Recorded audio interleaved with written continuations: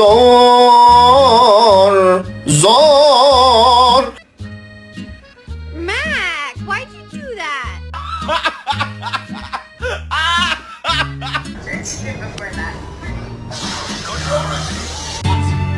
And you haven't got it. Say no.